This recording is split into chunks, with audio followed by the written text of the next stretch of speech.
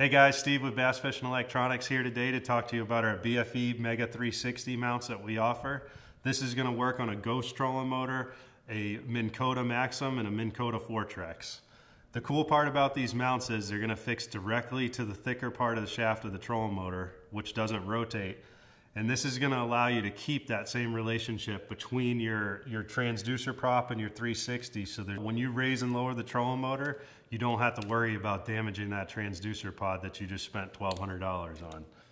All right guys, we're over here at the Ghost trolling motor. We're going to get our BFE Ghost 360 brackets installed. Three-piece bracket system, so we're going to have one that goes up here at the top, one that goes at the bottom, and then a third one's going to go all the way down here. That's the one that's got the plastic bushing in there to allow the trolling motor to spin freely from the 360. We provide a 9/64 Allen wrench in the box with these, so you really don't need any other tools other than this Allen wrench. When we're installing this top bracket, we want to make sure that we have this moved all the way up to the top, as high as we can go, because you got to keep in mind we're going to lose about 3/4 of an inch in height, so we want to lose the least amount possible when we're adjusting our trolling motor. We're just going to leave these loose for now because we got to find out where our 360 is going to end up.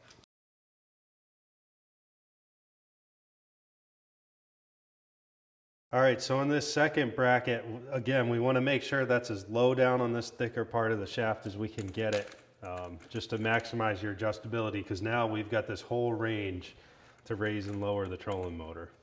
So you can see right here, we've got a collar in there, a plastic collar, so just be aware of that. That needs to sit in the aluminum, and that's what allows our trolling motor shaft to spin freely. On this lower shaft here, guys, we can go ahead and tighten these all the way up because that's made to spin freely, so it's not going to hurt anything. You know, we have tight tolerances there, so just go ahead and tighten those 4 up. We'll leave that there. All right, so the next step is we're going to take these collars off here. That's going to allow us to fit the 360 and get an idea on where we want that height-wise.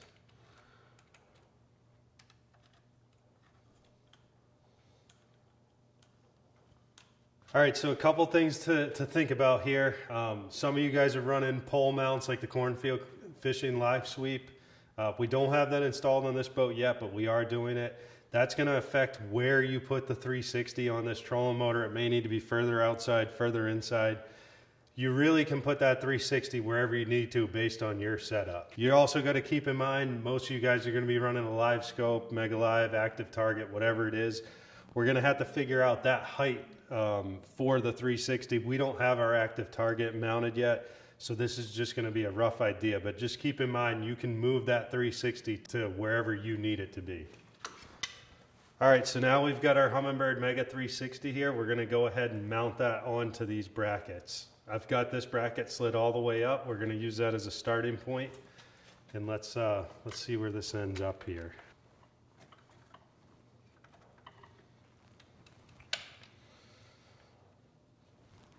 So that's pretty close to where we want it right there. Again, this height is really going to depend on your specific setup.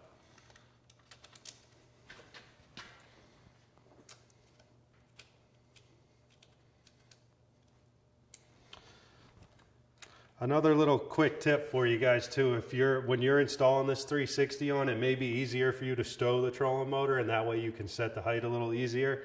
We've got it right here just for the video, but probably easier if you just go ahead and stow the trolling motor and mount it from there.